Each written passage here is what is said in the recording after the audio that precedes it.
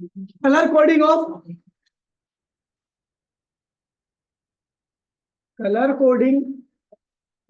Of carbon register.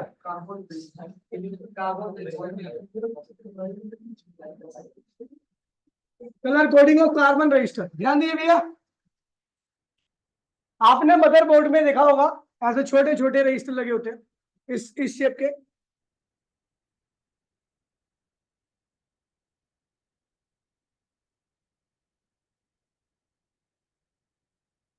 ऐसे होते हैं और इस पे कलर कोडिंग होती है। अब वो कलर कई सारे हो सकते हैं, ठीक है। 4 कलर होते हैं, वैसे काफी सारे कलर वाले भी होते हैं, लेकिन आपके सिलेबस में यही है।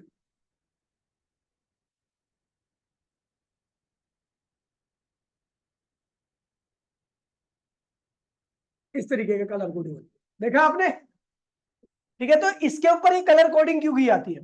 तो भैया कलर कोडिंग इसलिए की जाती है क्योंकि इसका खुद का शेप क्या होती है, बहुत छोटी होती है। अब उस छोटे शेप और साइज में लिखना पॉसिबल नहीं हो पाता, ठीक है। तो इसलिए उसमें कलर की कोडिंग कर देते हैं। कलर की कोडिंग से हम, अगर कोडिंग हमें आती है तो हम उसको कोडिंग को करके हम उसका रेजिस्टेंस को आसानी से निकाल सकते हैं, ठीक है भैया। अब कैसे करते हैं देखिए भैया, उसके लिए एक टेबल दे रखी है, ठीक है। ये ठीक है, यहाँ पर आपका स्ट्रिप ए लिखा हुआ है, ठीक है। अब यहाँ पे जो स्ट्रिप ए है उसमें फर्स्ट डिजिट लिखा जाता है, फर्स्ट डिजिट। स्ट्रिप बी जो दे रखी है वो सेकंड डिजिट के लिए होती है, ठीक है। और जो थर्ड स्ट्रिप दे रखी है वो मल्टीप्लायर के लिए होती है। किसके लिए होती है? मल्टीप्लायर, गुणे में, ठीक है, मल्टीप्लायर, ठीक है। और स्ट्रिप डी जो होती है टॉलरेंस, मतलब इतना ऊपर नीचे, एक तरह से आप एरर भी कह सकते हो उसको, ठीक है। चलिए अब देखिए, याद करने का बड़ा आसान तरीका है, ठीक है। बी बी है ना, आर ओ वाई, ठीक है, G B V G W, है ना, गोल्ड वाइट नो कलर। अब देखिए कैसे याद करेंगे इसे। बीबी रॉय, ठीक है, तो ये पता है मेरा अंदाज अलग होता है।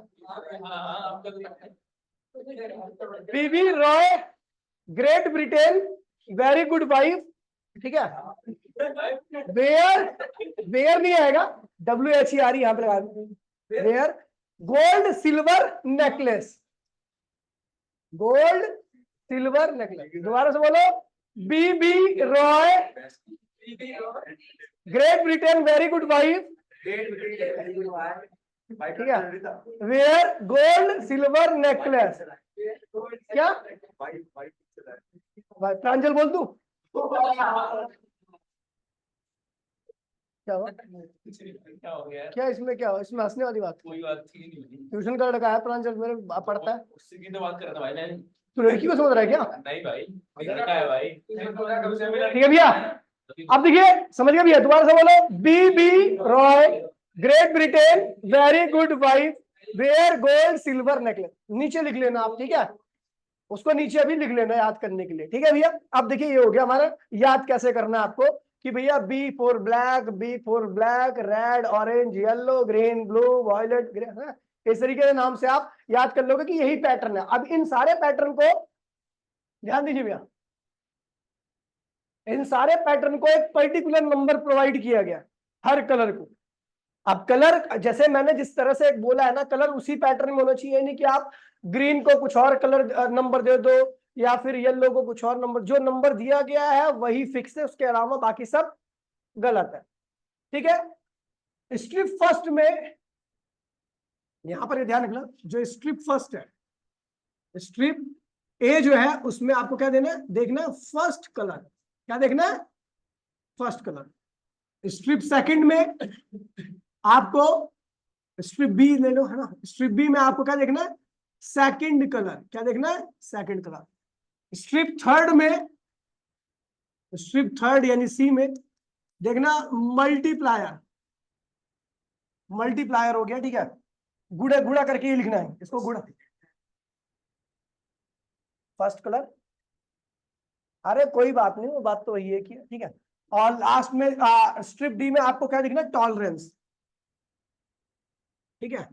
और टॉलरेंस में आपको प्लस माइनस जो भी लगाना है, ये जो है ये रहा, ठीक है। टॉलरेंस में स्ट्रिप डी में, स्ट्रिप डी में टॉलरेंस, ठीक है भैया। अब देखिए करना कैसे इसको, ठीक है। मान लीजिए मेरे को एक रजिस्टर दे रखा है, ठीक है, और ये रेजिस्टेंस है, अभी बनाता हूँ मैं रेजिस्टेंस, ये देखा। क्वेश्चन है फाइंड दी रेजिस्टेंस, आपको क्या निकालना है, आपको रेजिस्टेंस निकालना है इसका। बोलिएगा नहीं बेटा,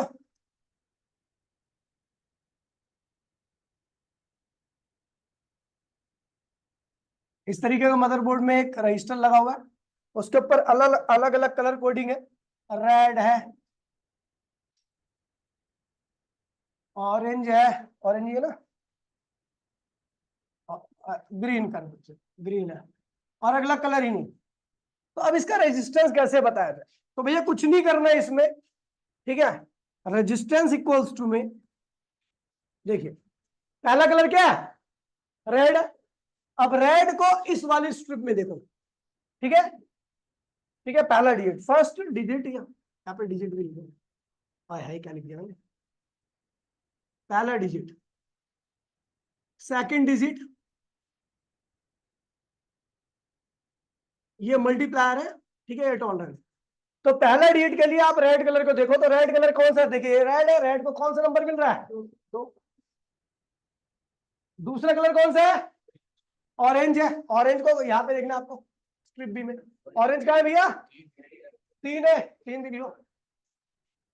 फिर मल्टीप्लायर, फिर क्या है, मल्टीप्लायर। अगला कलर क्या है भैया, ग्रीन है, ग्रीन को क्या मिल रहा है भैया, 10 की पावर 5, 5, ठीक है भैया, मिल गया। और चौथा कलर है ही नहीं, चौथा कलर है क्या, नो कलर। नो कलर के लिए क्या होता है भैया, प्लस माइनस 20%, मतलब इतना ऊपर नीचे हो सकता है, इतनी एरर इसके अंदर आ सकती है। लिखा ऐसे आता है आर इक्वल्स में 2.3 गुणे में 10 की पावर 6 प्लस माइनस 10 की पावर 6 क्यों किया पता है हमको, क्योंकि मैंने यहाँ पे डेसिमल बढ़ाया, यहाँ पर 6 प्लस माइनस 20%। कोई दिक्कत तो नहीं है, लिख दिया रेजिस्टेंस, ठीक है भाई। कुछ हार्ड है इसमें, इस तरीके से आपको करना है। अब देखिए एक और कलर कोडिंग कर दो, question, question number 2, give the color coding, color coding of given register, given register, given register के लिए आपको कलर कोडिंग देनी है, ठीक है। तो देखिए कैसे देंगे इसको, मान हमारा रजिस्टर की वैल्यू रखिए आर इक्वल्स में 5.6 इंटू 10⁻8 प्लस माइनस 5%। तो सबसे पहले देखिए डेसिमल हटाओगे, यहां से क्या हटाओगे, डेसिमल हटा के क्या आएगा, 5 6 इंटू 10⁻7 प्लस माइनस 5%। अब देखो भैया 5, 5 क्या है भैया, पहले कलर के लिए होता है, 6 क्या होता है, दूसरे कलर के लिए होता है, मल्टीप्लायर क्या होता है, तीसरे कलर के लिए होता है, और जो प्लस माइनस होता है वो चौथे कलर के लिए होता है, ठीक है। तो चलो सॉल्यूशन करते हैं इसका, ठीक है। सॉल्यूशन 5 के लिए कौन सा कलर आएगा, क्या है भैया 5 के लिए, पहले में देखना यहाँ पर आपको ग्रीन, ठीक है, पहले कलर क्या है भैया, ग्रीन है। अगला कलर क्या है भैया, 6 है भैया, दूसरे में देखो ब्लू, ठीक है। उसके बाद 10 की पावर 7 है, क्या है भैया, वायलेट आएगा,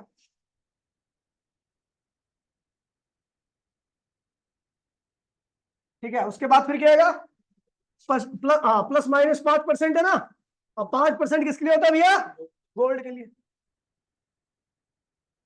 गोल्ड के लिए, समझ गया। तो इस तरीके से अगर कलर कोडिंग दे रखी होगी तो वैल्यू निकालनी, और वैल्यू नहीं दे रखी होगी तो क्या निकालना है, कलर कोडिंग निकाल लोगे, आसान है, ठीक है भैया।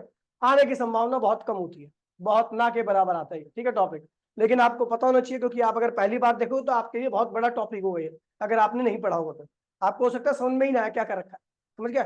लेकिन अगर आपने पढ़ लिया तो आपके लिए दरवाजा खुल दे भाई,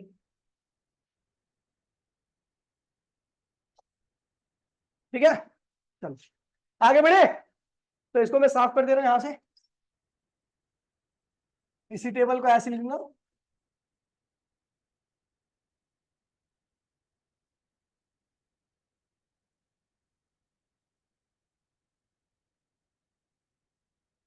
रिमेंबर करने के लिए, B Roy, great Britain, very good wife, wear gold silver,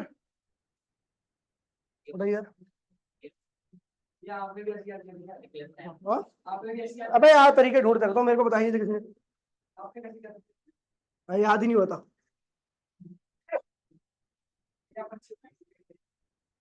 silver necklace, ठीक है भैया, सही जाएगा। अब आता है भैया ohmic and non ohmic substance, Ohm's law पढ़ लिया था हमने, है ना। वैसे सिलेबस में नहीं है, लेकिन आपको पता होना चाहिए ओमिक और नॉन ओमिक सब्सटेंस क्या होते हैं। ओमिक सब्सटेंस वो सब्सटेंस होते हैं जो ओम्स लॉ को फुली ओबे करते हैं, उसका पालन करते हैं। ओम्स लॉ क्या होता है, I is directly proportional to V, ठीक है भैया। लेकिन एक बात बता दूं, ये कोई फंडामेंटल लॉ नहीं है ओम्स लॉ। फंडामेंटल लॉ वो लॉ होते हैं जो हर कंडीशन में अपने आप को क्या करते हैं, फॉलो करते हैं, हर कंडीशन में वो चलता है। लेकिन ओम्स लॉ को अगर आपको ओबे कराना है, ओम्स लॉ वैलिड कराना है, तो उसके लिए आपको कंडीशन रखनी पड़ती है, एट अ कांस्टेंट टेम्परेचर, बोलते हैं ना लास्ट में, यही पढ़ा तो है, ठीक है ठीक है। तो ओम्स लॉ वैलिड रहता है कंडीशन पे, इसलिए ये फंडामेंटल लॉ नहीं कहा जा सकता। ऐसे लॉ जो कंडीशन के ऊपर वैलिड होते हैं और कंडीशन पर ही अप्लाई होते हैं, तो ऐसे लॉ को हम फंडामेंटल लॉ नहीं कहते, यानी ये कोई फंडामेंटल लॉ नहीं है, ठीक है। फंडामेंटल लॉ क्या थे, चार लॉ आपको याद है, कौन कौन से, law of conservation of mass, law of conservation of energy, है ना। ये सारे फंडामेंटल लॉज थे, क्योंकि ये हर कंडीशन में अप्लाई होते हैं, इनके लिए कोई कंडीशन नहीं चाहिए थी। लेकिन ये लॉ जो है, ये लॉ तो है लेकिन कंडीशन पे अप्लाई होता है, इसलिए फंडामेंटल लॉ नहीं कहलाता, ठीक है भैया। अब देखिए क्या है भैया, ओमिक सब्सटेंस, सब्सटेंस विच ओबे ओम्स लॉ। ओम्स लॉ ओबे करने का मतलब है कि I is directly proportional to V at a constant temperature, at a constant temperature, ठीक है। फिर क्या कह रहा है, the ratio of current and voltage remain constant, वो क्या आता है, 1 में आर के बराबर आता है। आपका आई अपॉन में, अगर आपको याद होगा, आर का सॉरी आई और अपॉन में वी का जो रेशियो होता है वो 1 में आर के बराबर आता है, ये हमेशा कांस्टेंट आता है, तभी ओम्स लॉ वैलिड रहेगा। आई अपॉन में आर का रेशियो अगर बदल जाएगा तो इसका मतलब ओम्स लॉ, ठीक है भैया। फिर कह रहा है भैया निक्रोम वायर सिल्वर एक्सेट्रा, यानी जितने भी मेटल्स है ये सब क्या भैया, ओमिक सब्सटेंस है, क्या है, ओमिक सब्सटेंस है। In nichrome wire, the resistance is constant. This is obeys Ohm's law. Nichrome wire में रेजिस्टेंस की वैल्यू क्या होती है, कांस्टेंट रहती है, बदलता नहीं है। रीजन बड़ा सिंपल सा है। निक्रोम वायर को क्यों लिया हमने, क्योंकि आपको पता है निक्रोम वायर एक अलॉय है, अलॉय का रेजिस्टेंस ऑलरेडी क्या होता है, बहुत ज्यादा होता है, उसकी डिपेंडेंसी जो होती है टेम्परेचर पर नहीं होती है, ना के बराबर होती है। तो हर टेम्परेचर पर क्या करता है, वो ओम्स लॉ को ओबे करता है। इसलिए हम निक्रोम को इसका एग्जांपल लेके चलते हैं, समझ गए भैया। ओम्स लॉ में जो आपको एग्जांपल लेना है, जिस मटेरियल का एग्जांपल लेना, निक्रोम या अलॉय, कोई भी अलॉय, क्योंकि ऑलरेडी उनका रेजिस्टेंस क्या होता है, बहुत ज्यादा होता है, वो सैचुरेटेड कंडीशन में होते हैं रेजिस्टेंस के बढ़ने की, ठीक है। तो सैचुरेटेड कंडीशन में है, चाट ले इसको, थोड़ा ज्ञान आएगा, ठीक है, समझ गए। ये भी चाहिए क्या, घुर रही है तू, तेरा ही है भाई, तेरा ही है, तेरा तेरा हक नहीं मारेगा कोई, ठीक है। अब देखिए भैया यहाँ पे ग्राफ बने, आर ओमिक, आर रेड वाला, ये सारे ओमिक है। क्यों, क्योंकि भैया यहाँ पर स्लोप क्या रहा है, कांस्टेंट है। स्लोप क्या देता है, आई बी ग्राफ का रेशियो, V I I B graph का रेशियो क्या देता है भैया, रेजिस्टेंस। यानी तीनों केस में अगर स्लोप सेम है तो तीनों को इसका रेजिस्टेंस भी क्या होगा, सेम होगा। रेजिस्टेंस चेंज नहीं हो रहा है, यानी ये क्या है, ओम्स लॉ को ओबे कर रहा है, ठीक है भैया। फिर नॉन ओमिक सब्सटेंस क्या होते हैं, नॉन ओमिक सब्सटेंस जो ओम्स लॉ को फॉलो ही नहीं करते, है ना। The ratio of current and voltage remain, ठीक है, कांस्टेंट नहीं रहता, वेरिएबल रहता है। आई अपॉन में आर वी की जो वैल्यू आएगी वो क्या होगी, वेरिएबल होगी, क्या होगी, वेरिएबल होगी, ठीक है भैया। Example transistor, vacuum tube transistor, आप जानते हो ये ट्रांजिस्टर इज अ सेमीकंडक्टर, ठीक है। और सेमीकंडक्टर का टेम्परेचर जैसे जैसे बढ़ाते हो आप देखते हो उसका करंट क्या होता है, बढ़ता जाता है। और करंट अगर बढ़ जाएगा भैया, वोल्टेज वही है, करंट बढ़ रहा है, तो इसका मतलब उनका रेशियो क्या आएगा, और जब आप पढ़ोगे सेमीकंडक्टर तो आप पढ़ोगे सेमीकंडक्टर केस में डायनेमिक रेजिस्टेंस। क्या पढ़ोगे? और डायनेमिक रेजिस्टेंस का मतलब होता है ऐसा रेजिस्टेंस जो लगातार अपनी वैल्यू को क्या करता है, बदलता रहता है। ठीक है भैया, तो सेमीकंडक्टर ट्रांजिस्टर एक सेमीकंडक्टर है, और सेमीकंडक्टर आप ट्रांजिस्टर यहाँ पे सेमीकंडक्टर भी यूज कर सकते हो। ठीक है, जो नॉन ओमिक सब्सटेंस होता है, यहाँ पे लिखा हुआ है जो भी लिखा है। ठीक है भैया, और ये नॉन ओमिक सब्सटेंस के आपके कुछ ग्राफ दे रखे हैं, इसको याद रख लेना। ठीक है भैया, समझ गए भैया। फिर आता है भैया सुपर कंडक्टिविटी। क्या आता है? Super conductivity.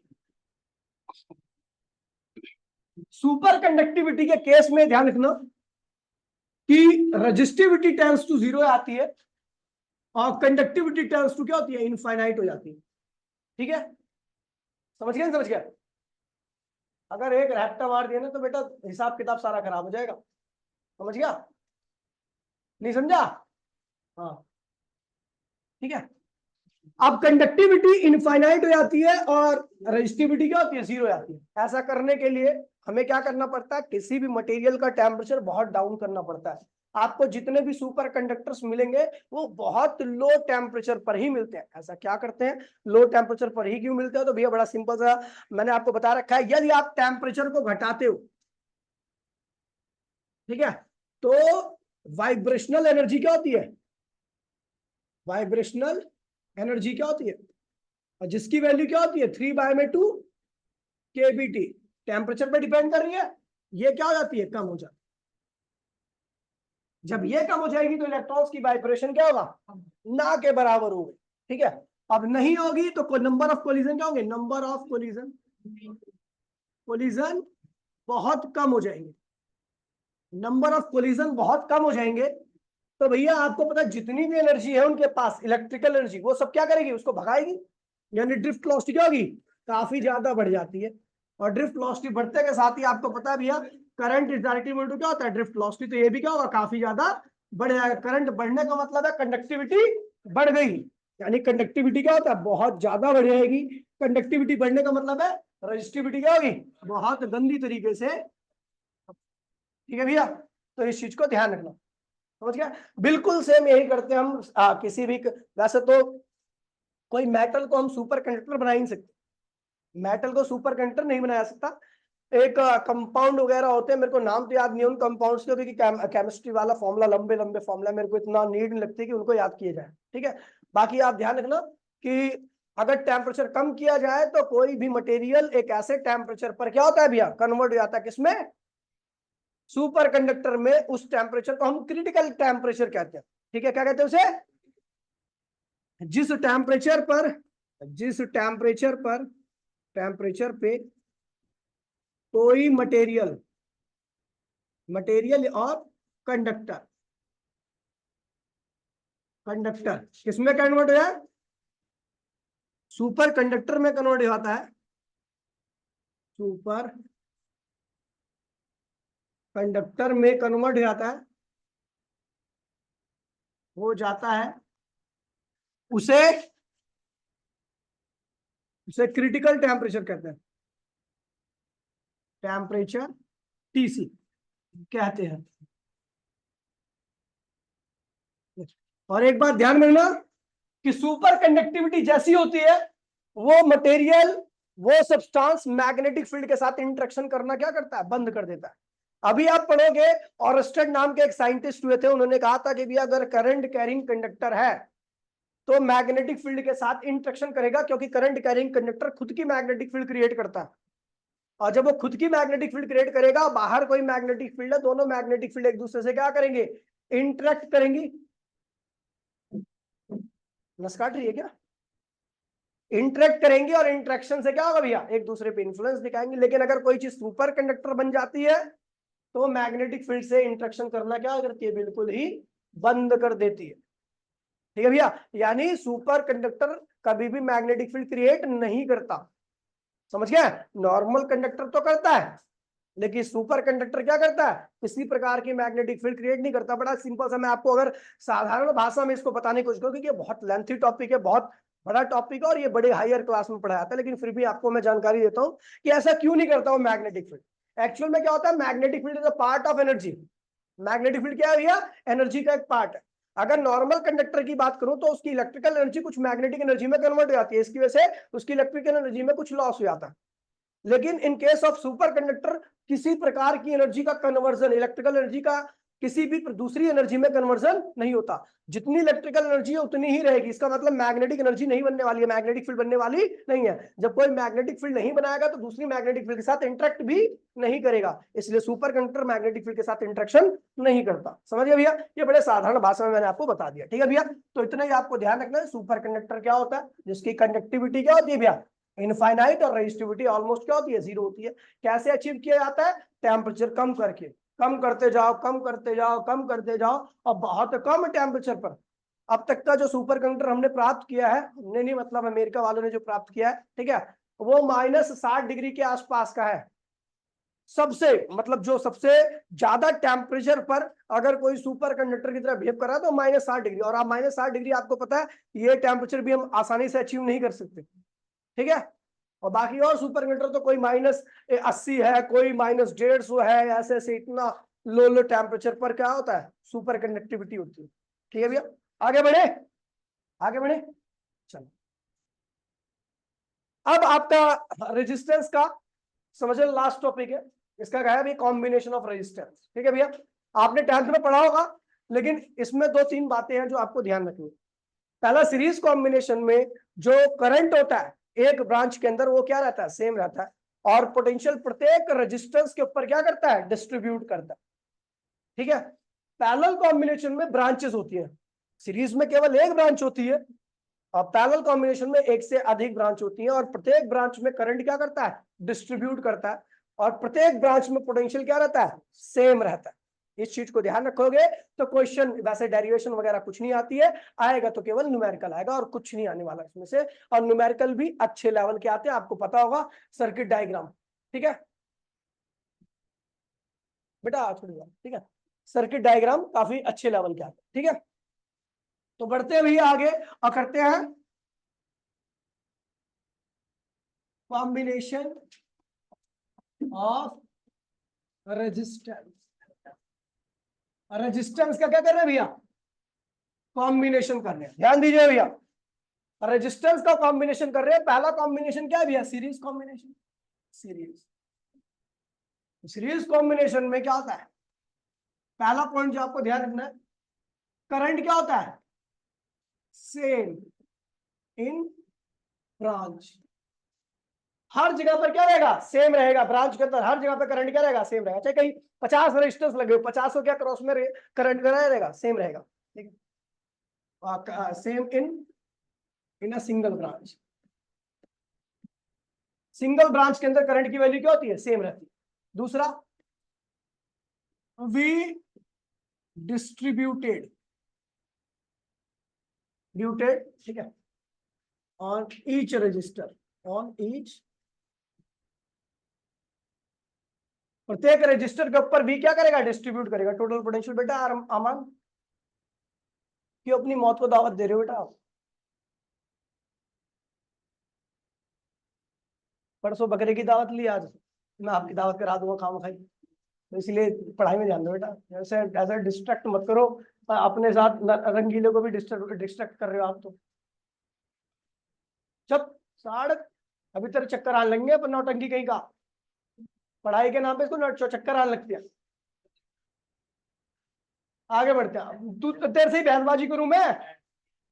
नहीं, इससे ही बहसबाजी करूं मैं? पढ़ाई छोड़ दूं? पैन मार कर छोड़ देता हूँ, तेरे से बहसबाजी करता हूँ। मान ले गलती, सॉरी बोल दे, खत्म। हाँ इतनी लंबी बात नहीं आ रहा है।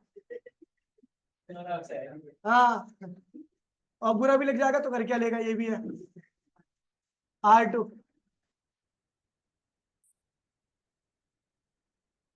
पोटेंशियल कितना अप्लाई करके बेटा? ध्यान दीजिए भी। ठीक है, अब इस बैटरी से निकला, ये एक ही ब्रांच है भैया, तो ये करंट इधर गया, ये करंट ये गया। अच्छा, इन दोनों का इंडिविजुअल रेजिस्टेंस है R1 और R2, लेकिन इन दोनों का कंबाइंड रेजिस्टेंस जो होगा वो क्या होगा? RS मान लिया मैंने। क्या मान लिया?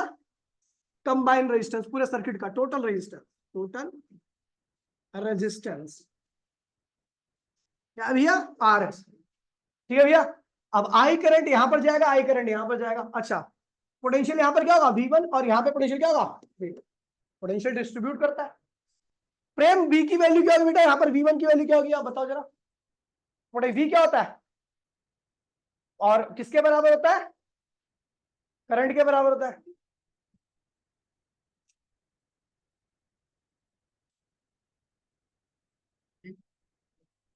IR1, IR1 ये किसके बराबर होगा, IR2। हो गया, लिख दिया। अब हमें पता है यही पोटेंशियल का कुछ पार्ट V1 यहां पर है, V2 यहां पर है, तो यार V क्या होगा, V1 प्लस V क्या है, टोटल पोटेंशियल है। क्या है ये, टोटल पोटेंशियल किसके बराबर होगा, टोटल करंट जो कि क्या है I, और टोटल रेजिस्टेंस क्या है भैया R। और V1 क्या है IR1 और V2 क्या है IR2। भैया I कॉमन लो, और भैया RS बराबर में R1 plus R1 plus 4N register. अगर मैं N रजिस्टर की बात करूं तो RS क्या होगा, R1 plus RN, 4N identical resistor, 4N identical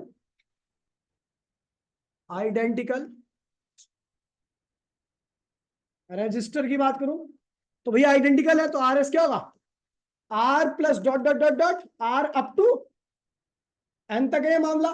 तो यहां पर 2 होता तो 2R हो जाता, 3 होता तो 3R होता, कहां तक गए N तक गया, तो क्या होगा NR। ठीक है, अगला पॉइंट क्या है, total resistance, total resistance of the circuit of the branch, लिख दो total resistance of the branch is greater than higher one, higher, कह रहे हैं यहां पर जो टोटल रेजिस्टेंस रहेगा वो सबसे बड़े वाले से भी क्या होगा, ज्यादा हुआ, सबसे बड़े वाले से भी क्या होगा, ज्यादा हुआ। ठीक है, ये हो गया आपका सीरीज। इसे ध्यान रखना पॉइंट को, कभी क्वेश्चन कराएंगे तो आपको आने चाहिए, कल सर्किट डायग्राम होंगे बहुत सारे। ठीक है, फिर बढ़ाएंगे भैया इसके दूसरे पड़ाव पर जिसका नाम है भैया चल पैरेलल कॉम्बिनेशन, तो भी करा रहा हूँ मैं, पैरेलल कॉम्बिनेशन। पैरेलल कॉम्बिनेशन क्या होता है भैया, देखिए इसमें बहुत सारी ब्रांचेस होती है जो एक ही तरह की बैटरी से क्या होती है, जुड़ी होती है। R1 R2, ध्यान दिए बेटा, बोलिए मत इसे। बैटरी का पोटेंशियल कितना है V, तो इस V का वही पार्ट क्या होगा, यहां पर आएगा, वही दोनों पे सेम आएगा। क्यों, क्योंकि भैया एक ही बैटरी से जुड़े हुए हैं। जब एक ही बैटरी से जुड़ेंगे तो पोटेंशियल क्या होगा, सब पे सेम रहेगा। यहां पर भी V और यहां पर भी क्या होगा V। करंट कितना गया I, तो भैया रेजिस्टेंस जहां पर ज्यादा होता है वहां पर करंट क्या होता है, कम जाता है। तो मैंने मान लिया यहां पर कितना गया I2, और जहां पर रेजिस्टेंस कम होता है वहां पे करंट क्या चला जाता है, ज्यादा चला जाता है। I1 चला गया, क्या चला गया, जहां का रेजिस्टेंस ज्यादा उस ब्रांच में करंट का या कम, रेजिस्टेंस ज्यादा मतलब कचरा फंसा हुआ है उस नाली में, क्या फंसा हुआ है, जिस नाली में कचरा फंसा होता है उसमें पानी क्या जाता है, कम जाता है। और रेजिस्टेंस कम का मतलब है कि उस नाली में कम कचरा फंसा है तो पानी क्या होगा, जाता है। दो नालियां हैं एक दूसरे के पैरेलल है, दोनों एक ही कनेक्शन से जुड़ी हुई हैं, तो पानी कहां से आएगा, कम कचरे वाले से, ज्यादा कचरे वाले से। करंट का फ्लो बराबर में पानी का फ्लो, सेम बताया था मैंने आपको, अगर आपको याद होगा। ठीक है, अब देखिए भैया पहले इसमें क्या होता है, करंट क्या होता है, डिस्ट्रीब्यूट करता है, क्या करता है, डिस्ट्रीब्यूट इन डिफरेंट ब्रांच, अलग अलग ब्रांच में डिस्ट्रीब्यूट करता है। ठीक है, दूसरा पोटेंशियल क्या होता है, कांस्टेंट होता है इन ईच ब्रांच। यही बैठ के तेरे दांत निकल रहे हैं, झंड मार दूंगा भी यहीं पे, चूअर कहीं का, माँ बाप को चीट कर रहा है। देखिए भैया अब करंट क्या हो रहा है, डिस्ट्रीब्यूट कर रहा है।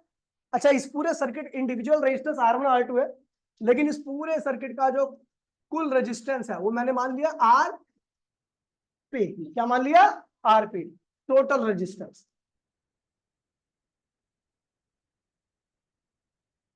ठीक है भैया। अरे हाँ वो वहां पे लिखवाया ओम्स लॉ फंडामेंटल लॉ क्यों नहीं होता, लिखवाई है क्या, लिख देता हूँ। ठीक है, तो अब देखिए यहाँ पर करंट आई क्या है, टोटल करंट है, वो दो पार्ट में डिस्ट्रीब्यूट हुआ, I1 प्लस करंट किसके बराबर होता है, मैं जिससे पूछूंगा बताएगा। ध्रुव करंट किसके बराबर होता है, V बाय में R। तो आई क्या है, टोटल करंट है, आई क्या है, टोटल करंट किसके बराबर होगा, टोटल पोटेंशियल अपॉन में टोटल रेजिस्टेंस। वी I1 क्या है, V अपॉन में R1 के बराबर होगा। I2 क्या है, V अपॉन में वी कॉमन लो, 1 बाय में RP, 1 बाय में R1 प्लस 1 बाय में R2।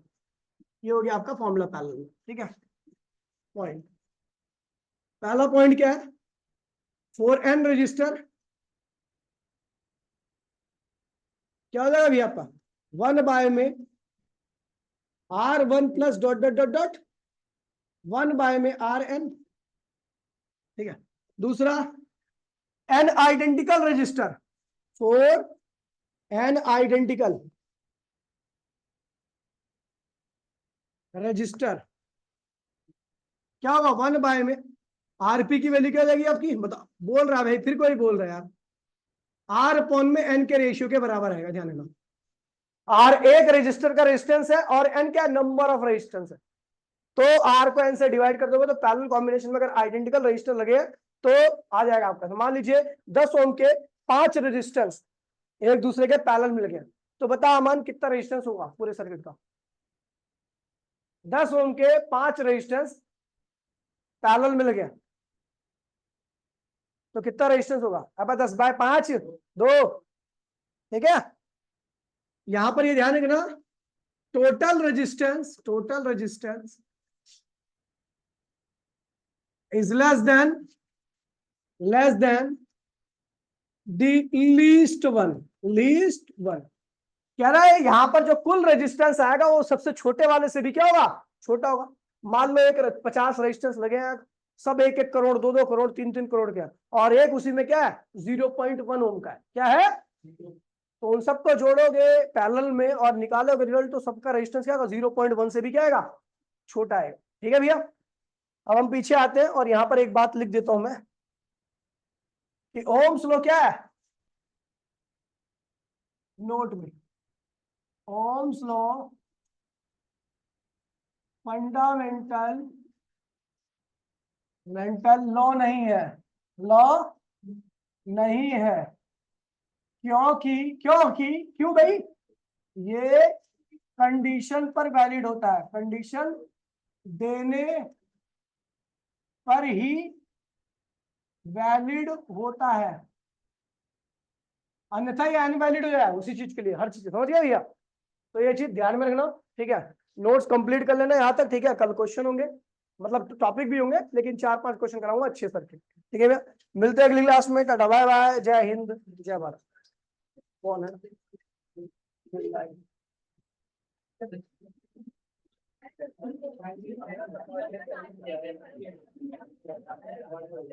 मैं कह दूंगा, रुक जा मेरी जो मतलब